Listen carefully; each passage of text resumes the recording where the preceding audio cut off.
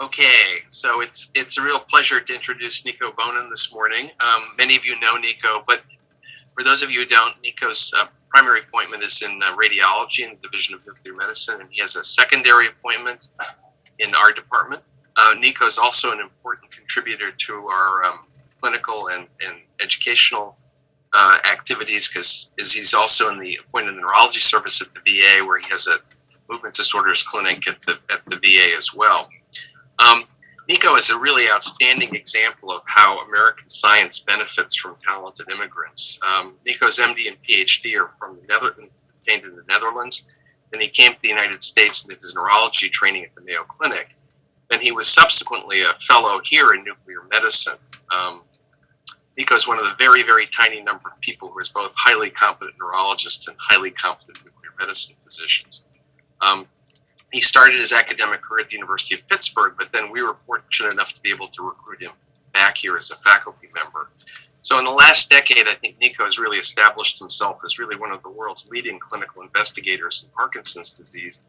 And I think the talk he's going to present today, I think, is a very typical example of his scientific creativity and the rigor with which he does work. So please, Nico, go ahead.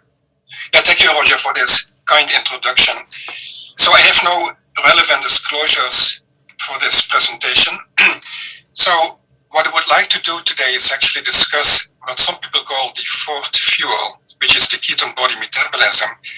And this work, at least at the scientific, biochemical, as well as neurobiological levels, is actually the result of 3 generations of mentoring and mentees.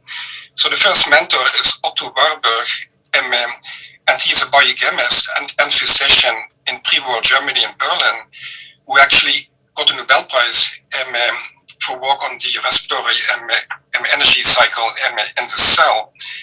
And he actually was developing how energy is metabolized, how energy is produced. And then he recruited a young physician from Freiburg, Hans Krebs. And Hans Krebs joined the lab of Otto Warburg in Berlin, where he worked for several years. But then, because of Nazi Germany, he fled to England and he established a lab at Oxford. So then Oxford, as we know, he got the Nobel Prize for the discovery of the Krebs cycle. And then in Oxford, a young US scientist, also a physician named Richard Veitch, joined his lab as a postdoc in the early 1960s, and then he went back to the US and became a long-term career scientist. He died about 2 years ago in February 2020 at the age 84, and he has been publishing and giving lectures until his death. He passed away in his sleep and has a remarkable legacy, and he is really, to him, who has put the pieces of the puzzles together, how ketone body metabolism works in the body and in the brain. So some people call it, in a romanticized way, the ketone metabolism the fountain of youth. But what it is an ancient auxiliary metabolism. We all have it installed like an app on your phone, an app on your computer. It is installed as a metabolic pathway in the body. But the sad reality is that if you're sitting the whole day and if you eat a glycemic meal 3 times per day, you will never go in ketosis. So, but that's not true for human evolution, because in human evolution, we had starvation in cold climates when people couldn't eat, didn't have access to food, and they had to go in ketosis. We see that in animals. In the fall, birds who have to fly thousands of miles and to hibernate, they eat a lot of fruits, they build up the fat, and then they burn the fat, and they're flying thousands of miles away and then hibernate. And same for animals that hibernate under the ground in cold climates. So this is something that's inborn, but in a current modern society that's driven by glucose metabolism and sugar consumption, we may not take the advantages of this built-in metabolic system, which is too bad, because we believe, and that's the work of Richard Veitch, it can have exciting therapeutic potentials to treat the disease, including neurodegenerative disorders. The other point I want to make is that it's just more than a fourth fuel. I think the fourth fuel is correct, but I think it's doing not really the full respect that the ketone bodies deserve. It's also a signaling molecule involving neural networks in the brain.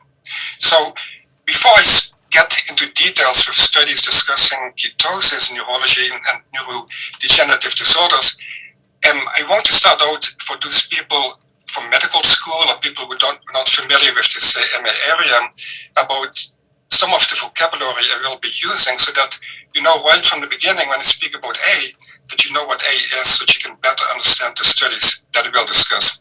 So one of them is an apolipoprotein, E epsilon MF4 gene allele that's prevalent in the society, about 25%, particularly of Caucasians coming, at least in the US, immigrating from Northern Europe. But this is a risk factor for Alzheimer's disease. And the prevalence in Alzheimer's disease, and nowadays we recognize at least 4 different subtypes of Alzheimer's disease, the prevalence of this allele is 40 to 70%. So when you speak about Alzheimer's, a lot of these people have this allele, and that's important to understand when we discuss that. The other area is a neural network that's called the DMN, or the default mode network, and that's a self-referential memory system. So if we are thinking inside ourselves, or for example, you decide, you say, well, the speaker is not relevant for me, I start daydreaming, and you shut down your ventral and dorsal attention networks. And if you're thinking about yourself, thinking within yourself, let's say, think about what you did yesterday or what you plan to do tomorrow, that's totally fine. But what you're doing is you're activating the default mode network. And actually then in the brain, when you see on the image here, where my cursor is, the posterior cingulum precuneus is activated, takes up more glucose, and is actually driving the system.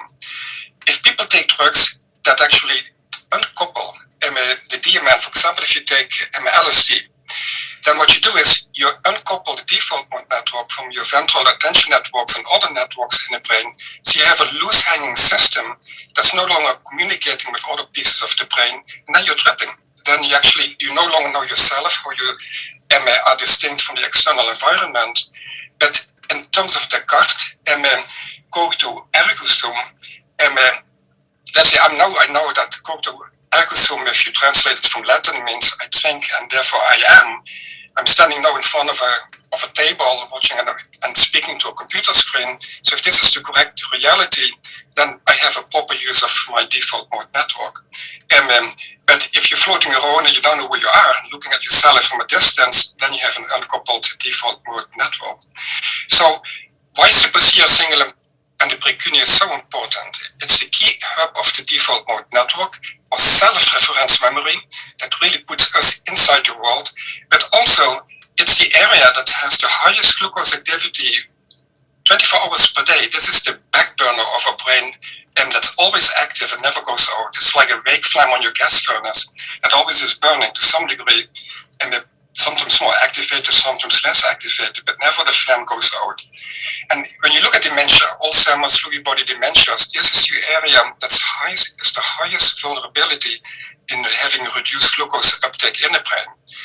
What is a sad story in patients with diabetes, and it's also particularly precuneus, it's also a vulnerability area. So in the talk, you will see 2 abbreviations that may be confusing, so I will spell them out right from the get-go, and that's MCT. So MCT is either used in studies to say medium chain triglycerides. If you look at fatty acids, we have small chain fatty acids, and we have medium chain fatty acids and long chain fatty acids. The fatty acids are labeled for the number of carbon molecules that they have, like C6, caproic acid, C8, and caprylic acid, C10 capric acid, C12. Lauric acids are the medium chain triglycerides. When you speak about coconut oil, then we're speaking about a mixture that's predominant C12 and to a lower degree C8 and C10. It's C8 that's the most ketogenic medium chain triglyceride. The other definition of MCT is the monocarboxylate transporter. That's a transporter at the cell membrane or the endothelium that takes a molecule like a ketone body and transports it across the membrane into the cell or into the brain. So that's more or less to speed everybody up, that you speak the same language and avoid any semantic confusions. As we know, there are different ways to get into ketosis. And the old-fashioned way, practiced by populations, nearly all populations and cultures in history, perhaps maybe with very few samples who live in tropical climates, were used and exposed to fasting, causing prolonged starvation. Nowadays, people take it more popular. They decide to do intermittent fasting, time-restricted feeding, to induce a state that's called metabolic switching. Vigorous exercise is another way to do it. You can eat a ketogenic diet. A popular diet is the so-called modified Mediterranean ketogenic diet. There are exogenous ketones. If you say, I don't want to do fasting, I don't want to do a diet, it's too much of a disruptive of my lifestyle, I love my sugar, then you're lucky. We have exogenous ketones. You can take MCTs like coconut oil. I just went over the list. You can take a salt of ketone bodies like BHB, which is beta-hydroxybutyrate, that's either labeled to sodium, magnesium, or calcium. Or nowadays, and thanks to the work of Richard Veitch at the NIH, you can take a ketone ester, even more powerful. So all these things are available. You can buy them online, and it's fully natural and not illegal. So what about fasting in medical history? So the old Greek philosophers and physicians knew already the benefits of fasting. The Swiss physician Paracelsus in the 15th century, I think, is the best expression why fasting is important for the practice of medicine. He said, this is the physician within. This is actually a healing system built in, where the liver at the time of starvation, sickness, and you have no appetite and no appetite to eat something, can actually regenerate bone marrow cells and other cells that actually activate systems to help you recover faster from several illnesses. So what happens during fasting?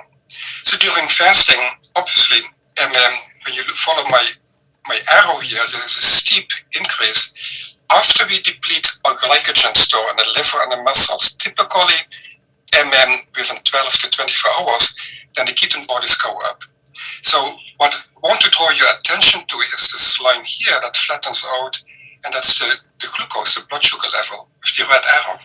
And why doesn't that drop to zero or to down? Because the reason is there are some organs, like the red blood cells, that do not have mitochondria. They cannot burn fatty acids. They cannot burn proteins. The cornea, a population of small neurons in the brain, they're 100% dependent on glucose for survival. So if you're fasting and people fast for months or so, your red blood cells need to function, otherwise you die. It's your oxygen carrier. So the process is called gluconeogenesis. And when you look at the triglyceride molecule on the right side, where my cursor is moving, you see we have 3 fatty acids that are linked to glycerol. And when you break down a triglyceride, like an MCT, for example, then you get, as a bonus, glycerol.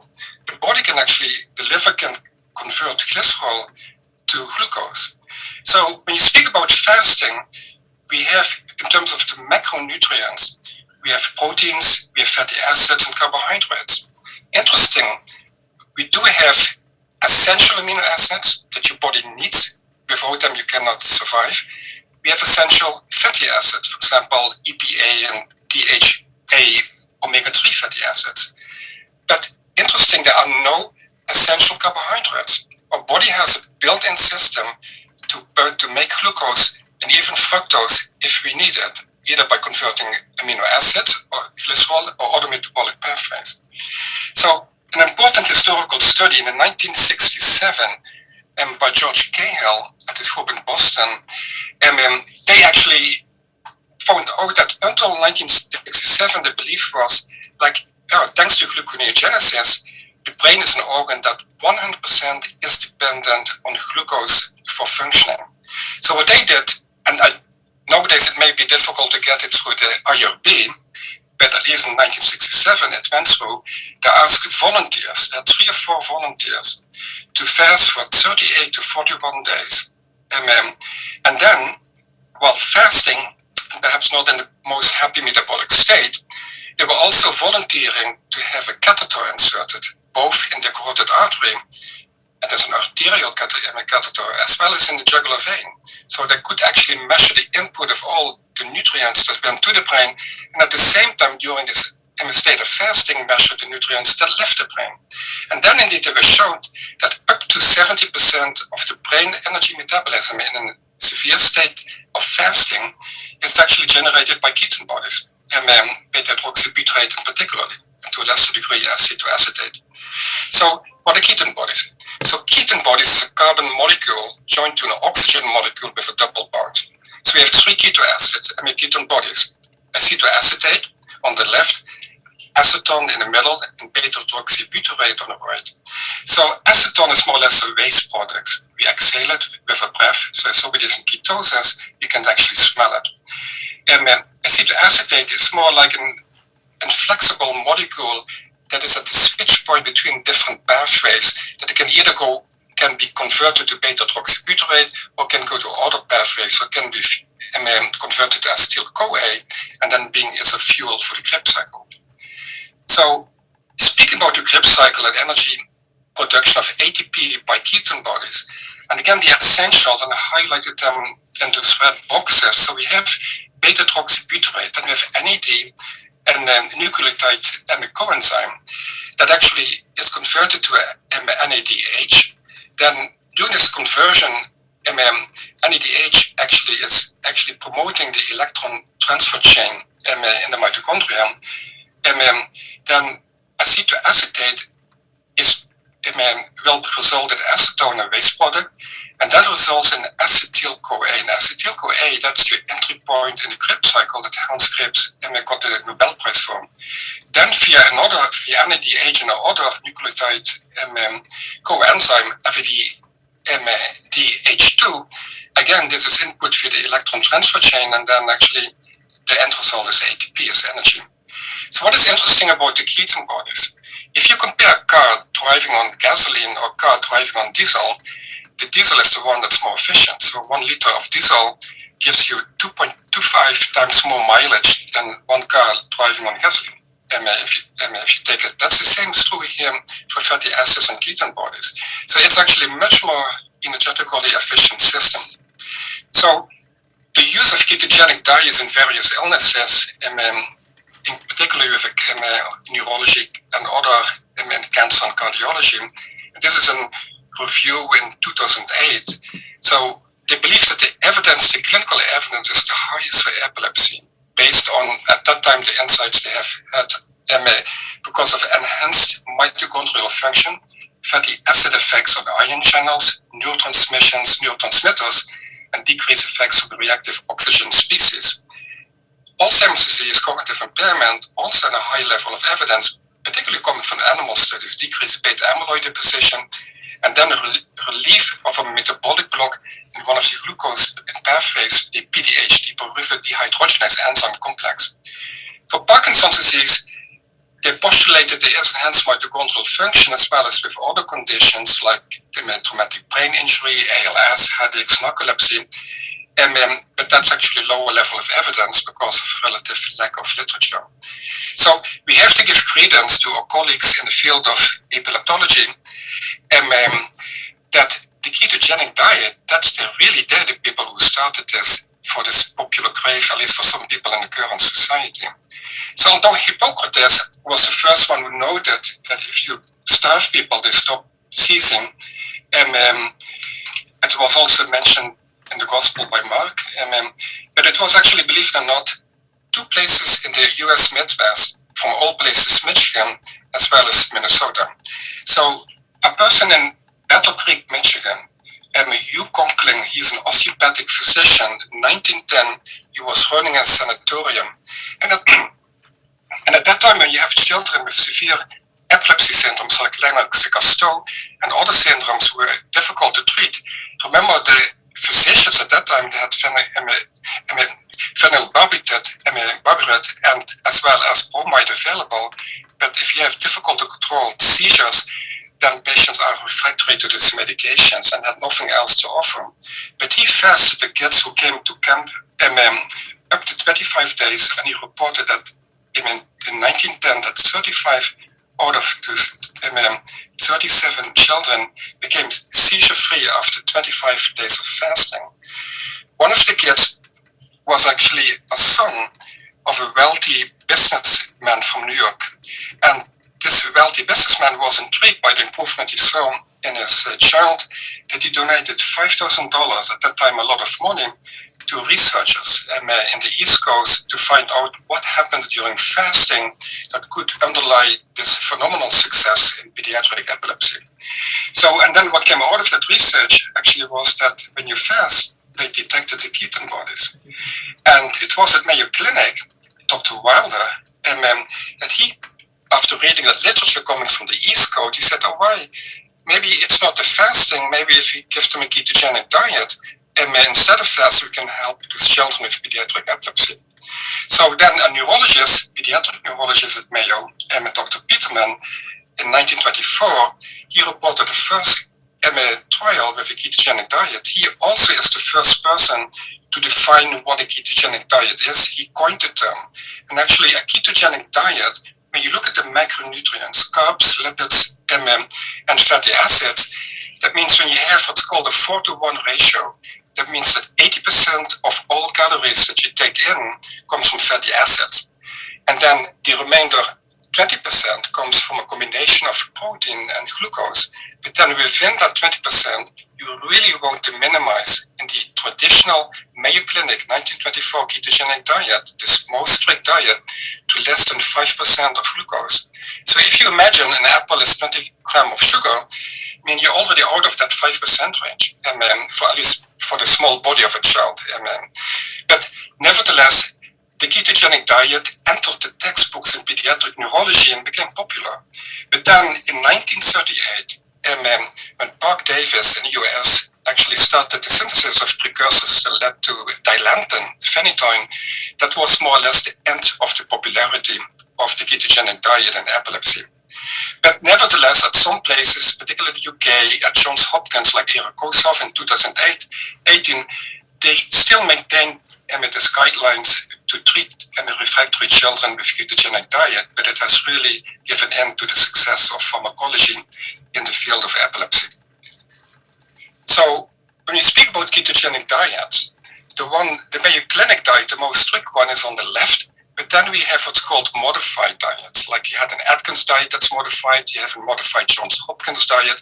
And what they do is they simply increase the amount of protein that you can eat, and then also increase the carbs that you can eat. And at least at Johns Hopkins, the data they have in epilepsy, the modified Johns Hopkins diet still is doing a good job in pediatric epilepsy in published studies. So I mentioned MCT, the medium chain triglycerides, and the ketone cells. So what happens if we look at them? How potent are they as ketogenic exogenous pharmaceuticals? So this is a study that compared a ketone body of the dextro, that's the most important beta-hydroxybutyrate variant, with sodium versus the racemic mixture, the dextro and lever isomers of beta-hydroxybutyrate with MCT and coconut oil, which was 6% CA. That was actually a refined fraction of C8 and C10, and they kicked out C12 lauric acid. So what you see is that if you really want to build up ketone bodies in your blood, then MCT is actually not that potent. If you take a racemic mixture of both a dextro and lever version of beta-hydroxybutyrate, then actually it's the same as relatively minimal effect of ketone bodies in your blood compared to MCTs. But you see the biggest success with the dextro beta-hydroxybutyrate ketone salt. So that's important to know when we speak about studies. You need to look at the relative potency. What is the exogenous ketone supplement they're giving the patients? So a major event in the life of Richard Features, when he was awarded in 2003 the so-called DARPA. And the DARPA is a prestigious grant that from the Department of Defense, where they invite people to come to you, and they invite out-of-the-box thinkers to see if they have ideas to help the US military. And the goal that they approached Richard Feach, they read this work, and they said, okay, can we do something? Can we develop a ketone ester to enhance the metabolic and cognitive performance of warfighters in the condition of extreme physiological and emotional stress? So, and then he was assigned the production and the synthesis of beta-hydroxybutyrate, And then he worked together with a biochemist at the University of Oxford in England, Kieran Clark, and the end result is the ketone ester. This is the molecule of the ketone esters. When you look at the literature, it has different names. Some call it the Oxford ester, some call it the VH ester, some the NaH ester. But it is actually an ester with butanediol, 1,3 butanediol, a precursor for beta-hydroxybutyrate, conjugated to the dextro version of beta-hydroxybutyrate. So it's a double dextro compound to really maximize the benefit on the brain and muscles of this ketone ester. So a lot of studies, mainly coming from Kieran Clark's lab in Oxford, have shown that in high-performance athletes, that nutritional ketosis using the ketone esters really works very well as an alternative and supplemental fuel source for muscles. So as a summary of the studies is it decreased glycolysis in the muscles, it decreased lactate, that's important to know, and then it provides an alternative substrate for energy production by the mitochondria. And so this is important to know, and the result is that you see improved performance during exercise. And so they've really figured out this is something not only perhaps for military people or soldiers in the field, but also for athletes. So when you look at the 2012 Olympics in London, then it was notable that 12 out of 9 medals on the medal stage all went to UK cyclists. And they really dominated the field. So some thought, okay, wow, they're biking in front of the home audience, and that's why they're so successful, but why were they not successful before? And the reason is, it was later disclosed by Kieran Clark, is they actually got the ketone ester.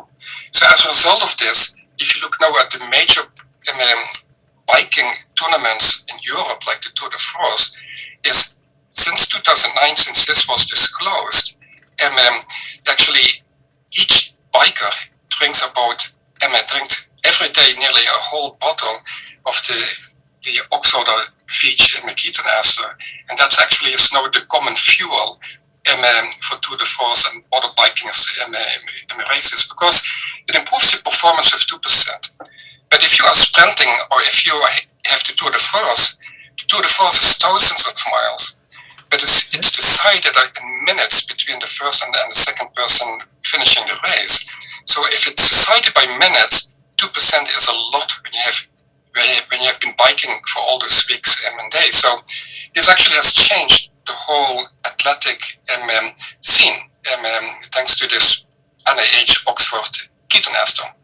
So endogenous ketosis, fasting, exogenous ketosis, or taking ketogenic diet versus exogenous ketosis, if you want to understand the physiology, this is complex and they're not the same, because I mentioned, like, if somebody eats a glycemic diet 3 times per day and is sitting the whole day, will never go in ketosis.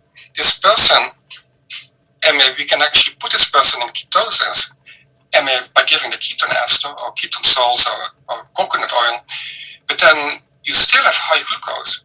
So what happens is, if you're fasting here on the left, this is a study from Mark Madsen from the NIH, is the guru behind metabolic switching and time-restricted feeding, is that when you're fasting, you have glucose to ketone switch. So glucose goes down, insulin goes down, cytokines goes down, and ketones go up. And a lot of molecular pathways are activated. Sirtuins are activated, autophagy is activated, DNA repair is enhanced, BDNF neurotrophic factors are activated, and other mitochondrial factors. But then as soon as you take glucose and carbohydrates, this whole switch makes a 180-degree turnaround, and all the arrows that go up or down on the left are flipped on the right. So that means that you cannot really compare endogenous ketosis to exogenous ketosis. Although it's an easy fix for people to take an exogenous ketone ester, you will still miss out on some of the benefits of fasting or ketogenic diet. And that's important to know when we review the studies. So in the first place, why are we interested in ketogenic diet in neurological disorders like Alzheimer's or Parkinson's disease? Because we know about it for centuries, thanks to the people at Mayo, that it works in epilepsy. Why didn't it go on for disorders like Alzheimer's or Parkinson's? So now we have to go back to the thing I was alluding to, neural networks in the brain. Our brain functions because we have all those complex neural networks communicating with each other that are activated, deactivated, depending on what we're doing. And what they did at a study, they analyzed a huge sample of more than 900 samples of normal controls, age 18 to 88, from a sample from Cambridge and Leipzig in Germany. And they looked at the fMRI data, they analyzed the fMRI data resting states, and then they defined a biomarker, which is called neural network instability. And what they found is, and that's a sad reality for us in the audience who are 47 years or older, in normal aging, at around that age, when you follow my arrow, our networks become less stable. So in other words, there is a decline. And then what they did in the study, they had actually a subgroup of small subgroup of randomizing people either to a standard diet with a glycemic diet versus a ketogenic diet, and even versus taking ketone ester. And what you see is actually in red is the ketogenic diet or the ester or fasting. And when you compare that to the standard to fasting, that's the gray one, and the black one is the standard glycemic-rich diet. A glycemic-rich diet, even after 7 days, and even on an overnight fast, or 7 days on a ketogenic diet, or the ketone ester, really is destabilizing your neural networks, particularly the default mode network here, as well as other networks involved in motor tasks, spatial navigation, etc. So in other words, if you look at the relative impact, the relative effect size of the intervention, ketogenic diet, ketone ester fasting, if you would translate that to this aging schema, then the question remains, is does a ketogenic diet or ketone ester can turn back your biological brain clock 10 years back in time? And that's obviously research needs to be done to find if this may be the case. So no switching to Alzheimer's disease. And when you order an FDG PET scan for Alzheimer's, then what you see is, here's a normal person on the left, a person with mild cognitive impairment at risk of Alzheimer's in the middle, and a patient with Alzheimer's on the right. Look at my arrow in the middle. Look how intense the default mode network is. At the posterior cingulum precuneus, it's nearly wiped out. We see also reductions in the secondary association of disease, like superior parietal, superior temporal. So when we look at glucose metabolism in the brain, and this is the big difference from the studies in athletes coming out of England, because if you feed a muscle energy sources, and if you're really exercising the maximum intensities like these professional athletes, you will burn any molecule that you can burn, whether it's glucose, whether it's fatty acids or protein. You can feed them at the same time.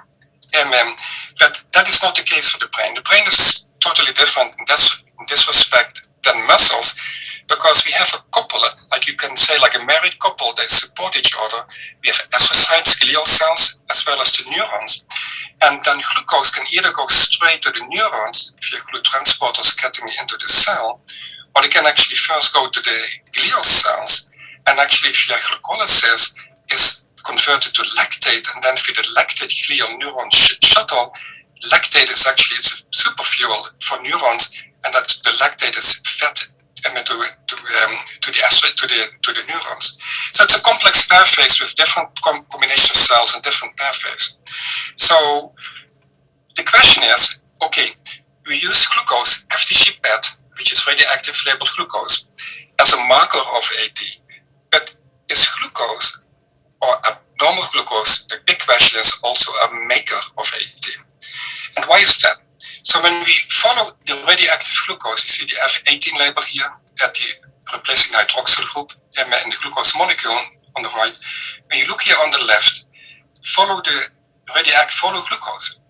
It enters the cell via the GLUT1 transporter, and then via hexokinase, it actually will become a glucose 6-phosphate. And then actually it's further broken down via DPH, entering the mitochondria, and then ends up in the Krebs cycle. So what happens with FDG, radioactive glucose, it actually gets stuck once it it's different from glucose since it has no longer this hydroxyl group. We have now a fluor molecule there. So what happens is it's blocked here, and then we can actually measure the function of the hexokinase enzyme by looking at the FDG. So when you look at this PET scan, I would say, wow, this is a hexokinase PET scan, and I see a hexokinase enzyme problem in the patients with Alzheimer's. So now go back to the energy cycles, the cytoplasm where we do anaerobic glycolysis, and then the glucose fatty acid metabolism in the mitochondria with the Krebs cycle, etc. So glucose goes to pyruvate after hexokinase as a middle step, and then pyruvate actually can be transported via MCTs transported across the outer mitochondrial membrane. Then it's broken down to acetyl-CoA, like we saw before. It enters the Krebs cycle, and then via the electron transport chain, we end up with generation of ATPs. So this is a study that really is, when you have seen it, as an eye-opener in the field of Alzheimer's. You can also radiolabel acetoacetate, so you can actually make an C11, carbon 11 acetoacetate PET scan. And then you can study patients on different days with either FDG PET or the same patients with and C11 acetoacetate PET scan. So when we look at normal controls, mild cognitive impairment, Alzheimer's, we see this decrease in glucose metabolism in the cortex that becomes more and more widespread in the brain.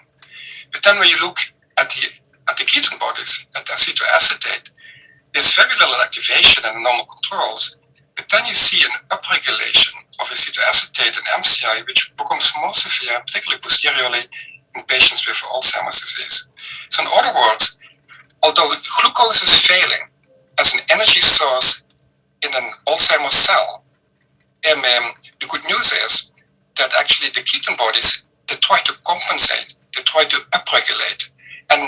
But the problem is, if the Alzheimer's patient doesn't know that if he or she is sitting the whole day and eating a glycemic diet, then those poor ketone bodies, those transporters are upregulated, the enzymes are upregulated, they're ready to metabolize this alternative fuel source, but they don't get the opportunities since glucose will block them out.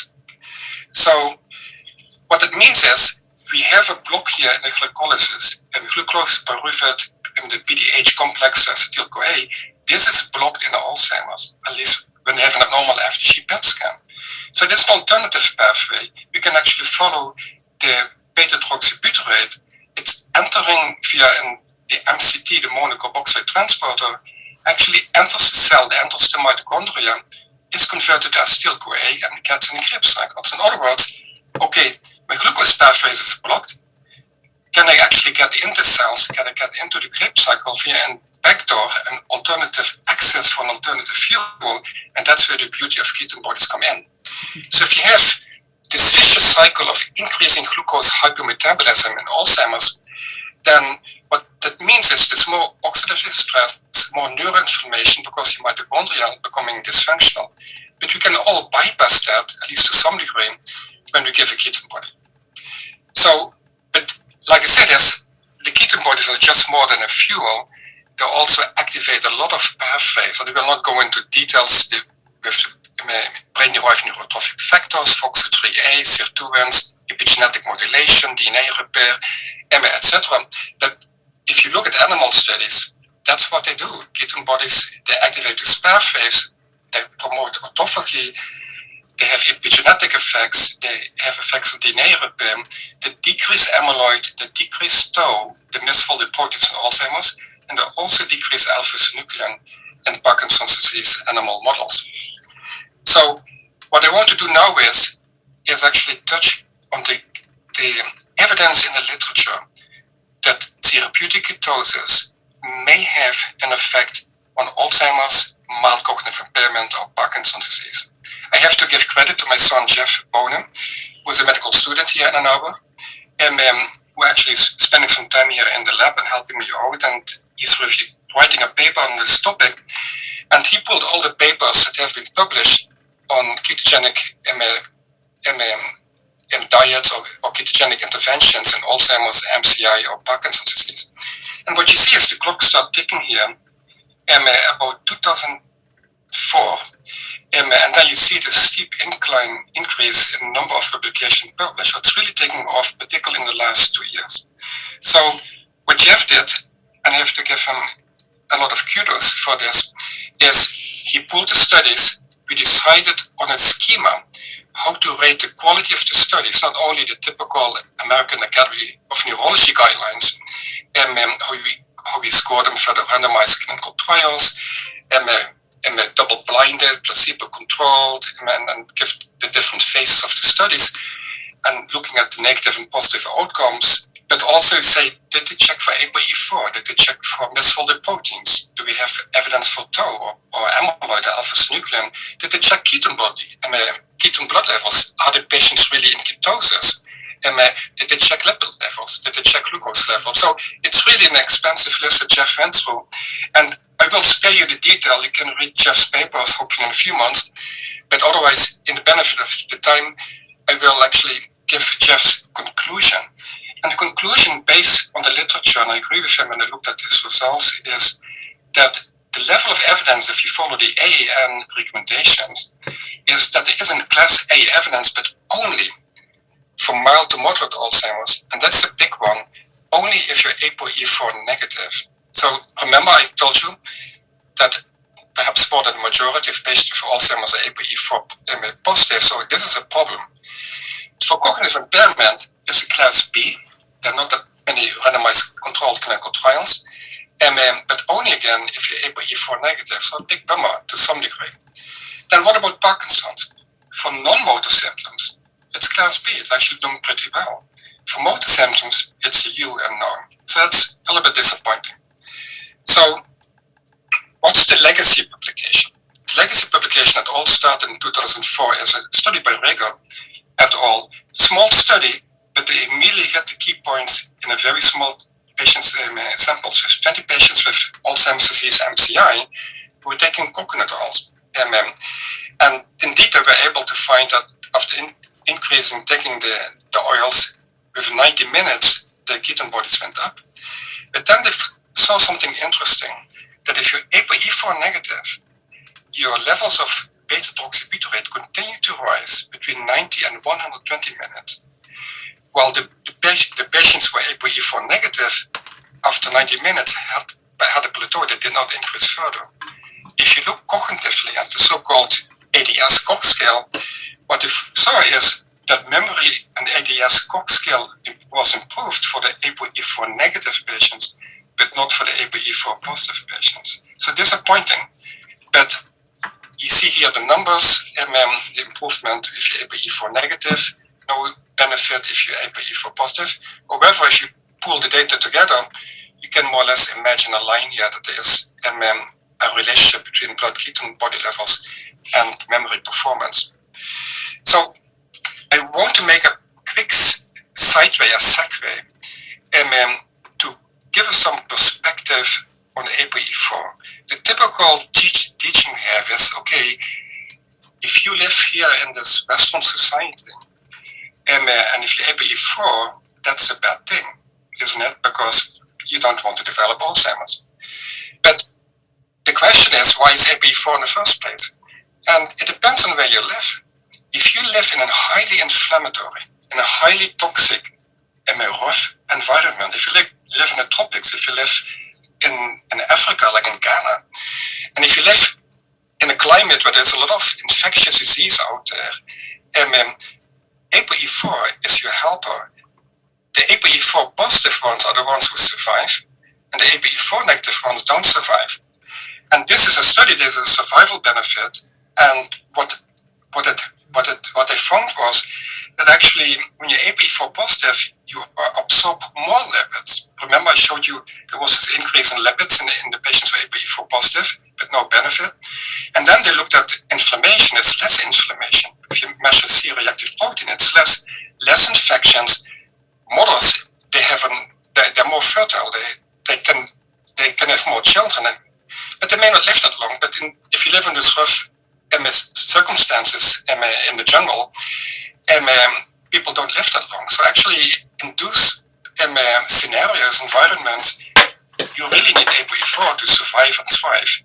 But if you live here in this society, it may be a negative effect. So we're dealing with an evolution of the genetics, which is called an antagonistic pleiotropy, where ApoE4 can be positive in some societies and be a bad thing, particularly if you live older and with better medical care, in a society where you have higher risk of vascular disease, atherosclerosis, and Alzheimer's. So a big study about a cocktail of medium-chain triglycerides, particularly C8, as well as C10, published in 2009. People who may remember this are also called Axona. It was sold as a medical food before the FDA pulled it off the market, since they violated the definition for medical food.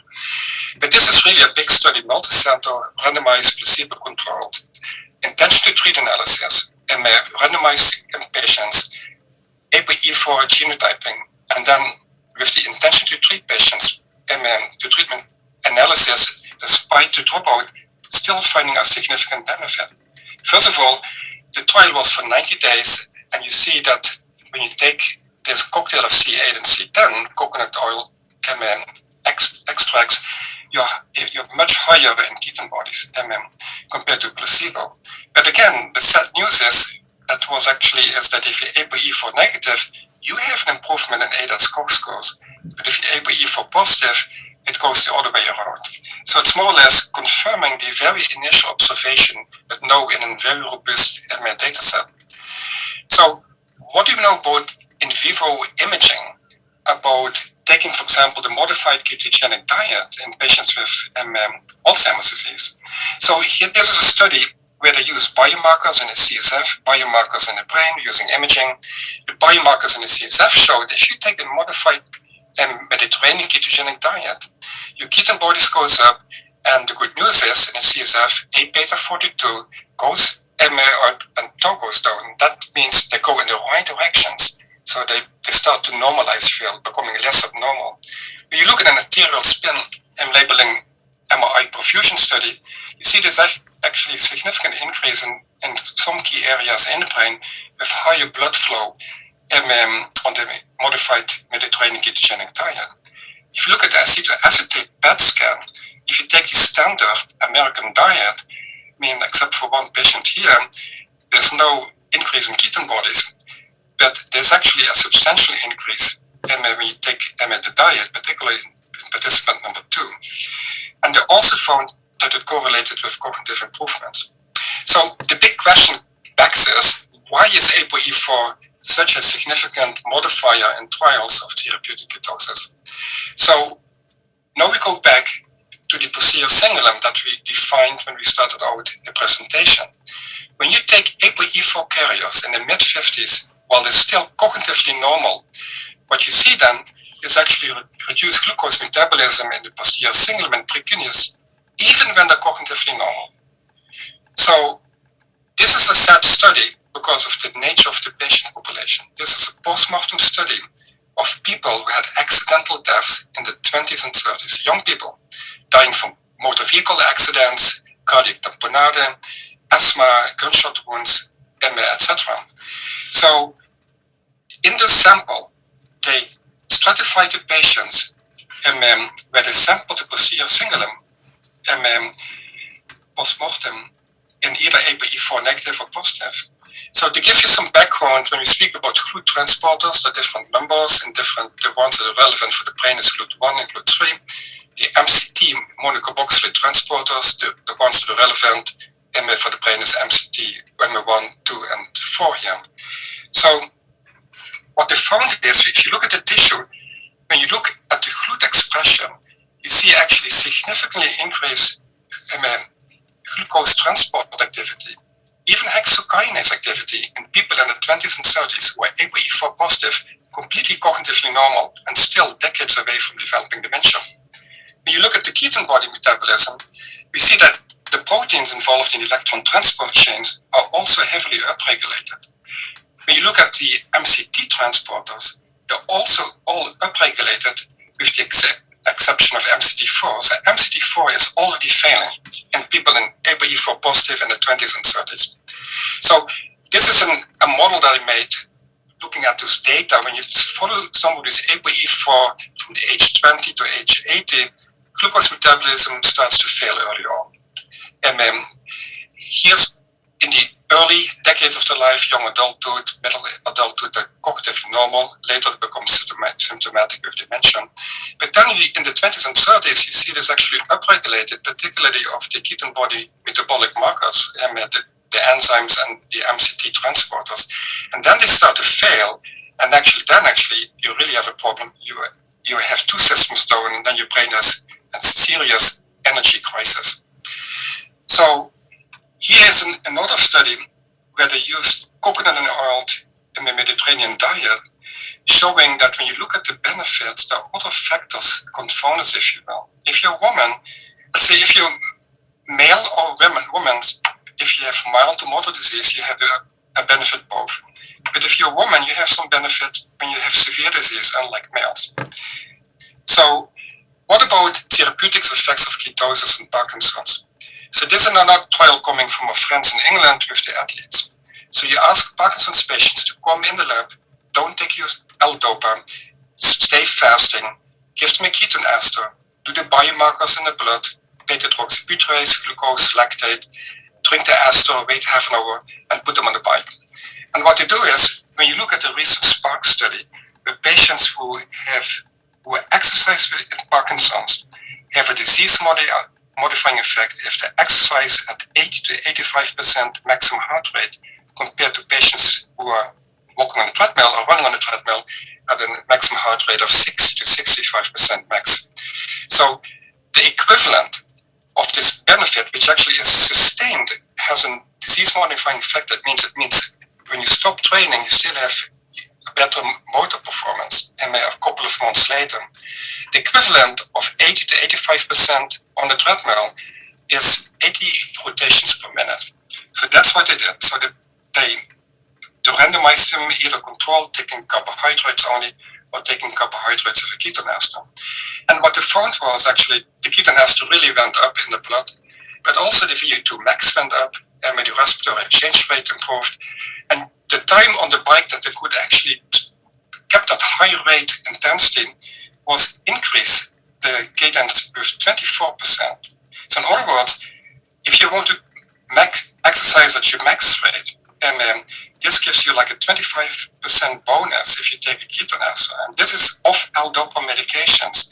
And the authors from Oxford, they promote that this actually could be a good adjunctive treatment to help people with exercise benefit more from the exercise they do. So here, I want to show you a patient advocate. His name is Bill Curtis. He has a following on the internet. He's an influencer within the Parkinson's community, speaking about this is an N of 1 anecdotal evidence of his experience with therapeutic ketosis.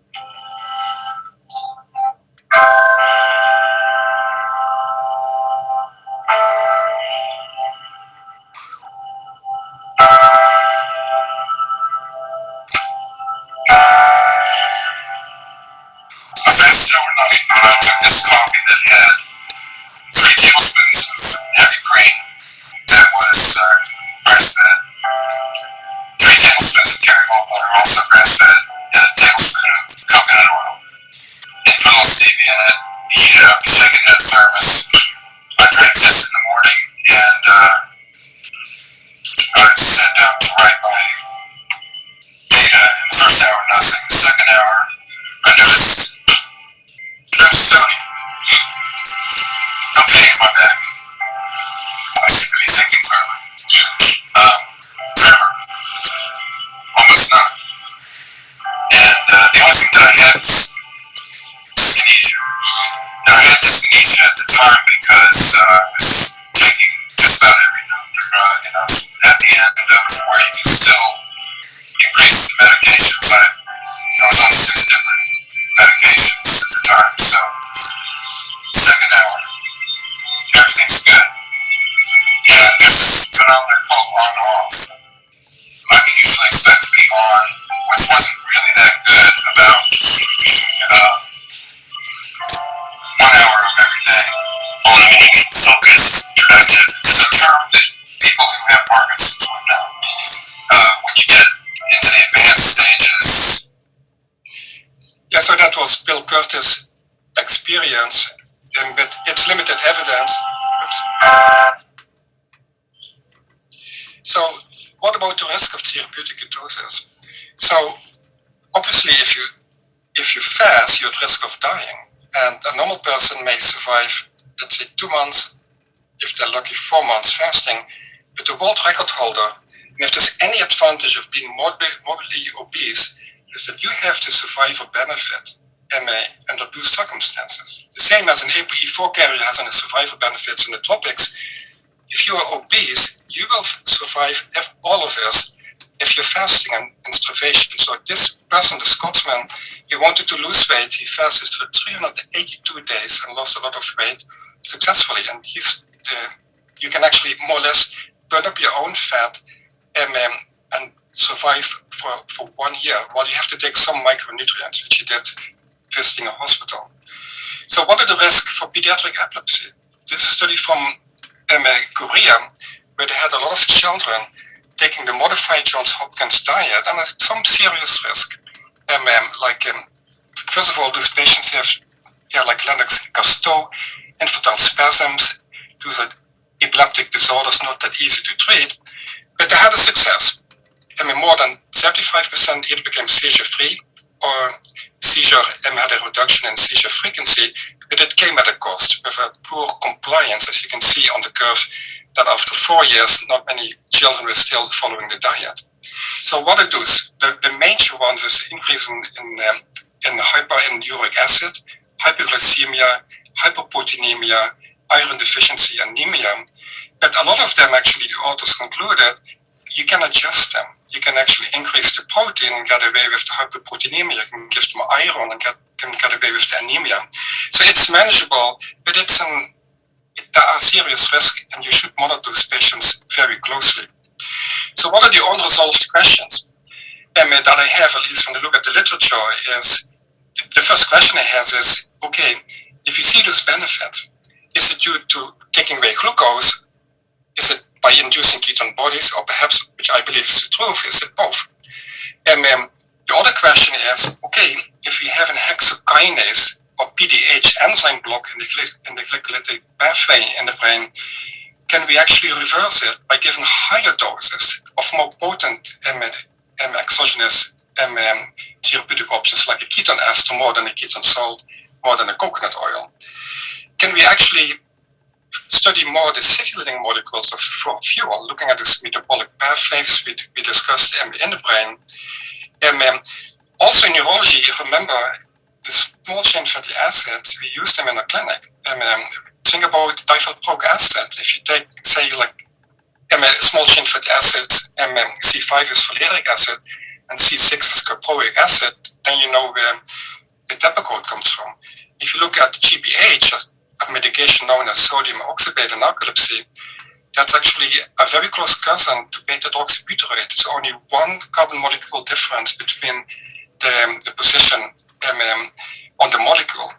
What's the half-life in the brain? Because can we really use the plasma half-life? My thinking is that with the signaling happening in the brain, it has much longer half-lives. And what are the other effects on metabolic syndrome? Because some of us called Alzheimer's disease are brain-specific type 3 diabetes. So first of all, to address the issue of the dose-response curve, are ketone esters better than ketone bodies, and ketone bodies are better than MCT oils? And I think the answer is yes. This is the only anecdotal evidence for an index case was ApoE4 positive, took coconut oil with significant improvement over a 2-year period, then declined, then was switched to a ketone ester in a study by Richard Feach, and then he improved again for another 20 months until he had like an accidental death, MF fall, and died.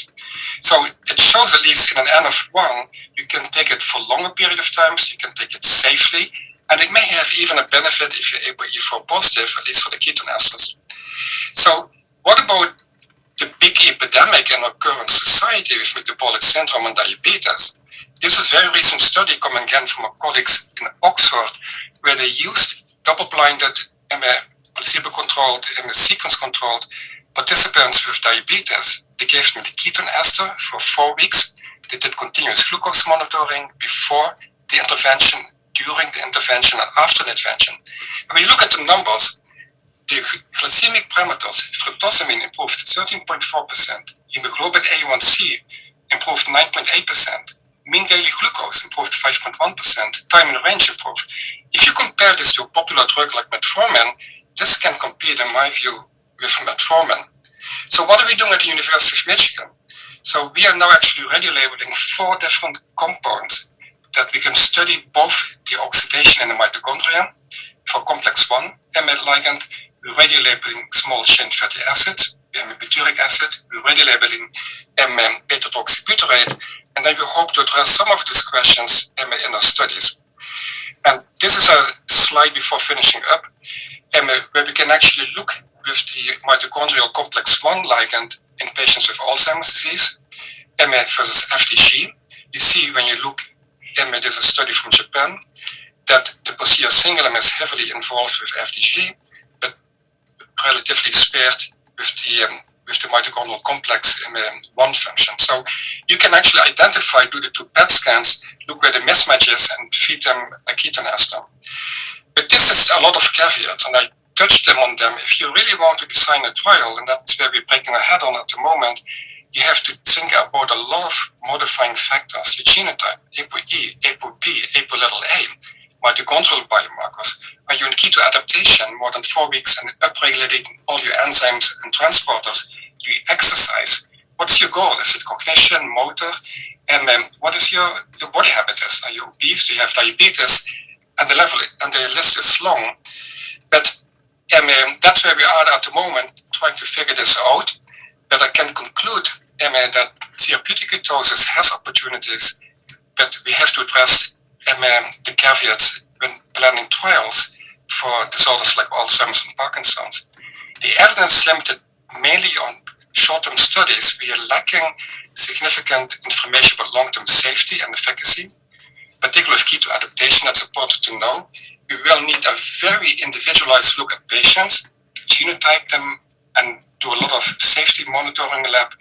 And then to end, I want to thank my members of the University of Michigan Small Chain Fatty Acid Metabolism Keto Metabolism group, from which, with the discussions we have about where we have to go with an IND for PET ligands, INDs for interventions with supplements like ketone esters or like small chain fatty acids like trobuterin.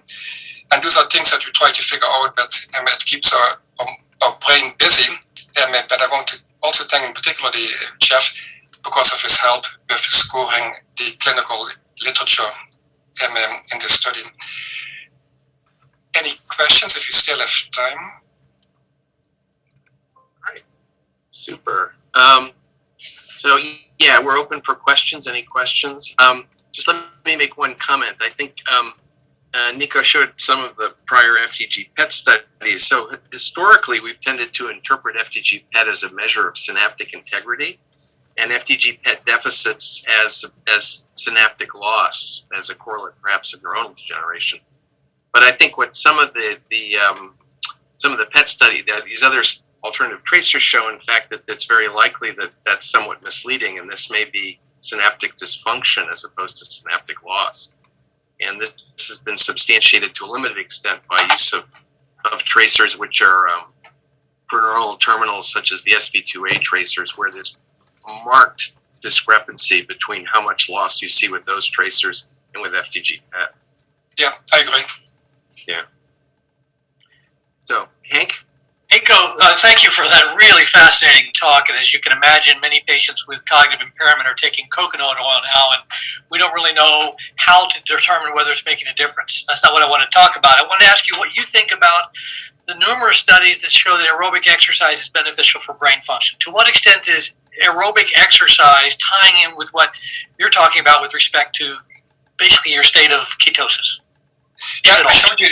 I came in late to the talk, so I apologize. Yeah. So I showed a slide of the guru from NIH, Mark Madsen, about metabolic switching, where you go from a state of fasting or exercise, and where you abstain from taking any glycemic intake, or any carbohydrates or energy levels in itself. And then let's say you fast the whole day, you don't eat anything till 6 p.m. and then you eat all your calories, let's say between 6 and 8.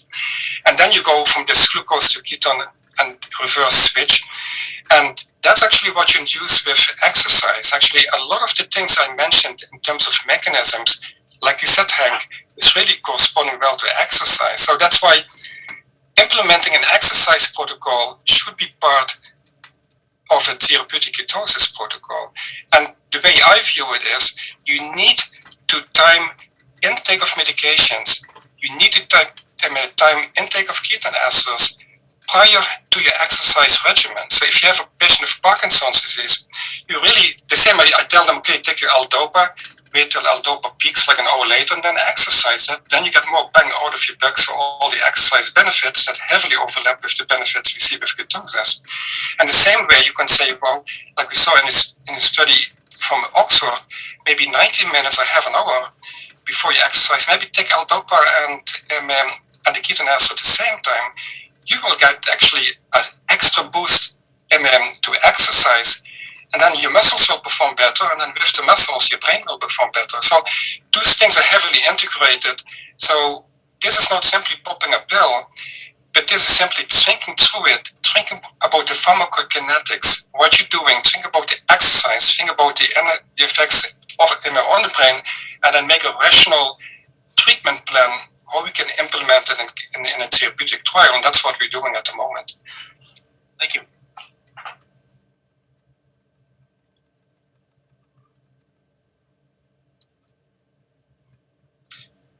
I believe there's a silent. I don't see any notice. Yeah. Then I would like to thank you all for your time, and sorry to go overboard for a few minutes.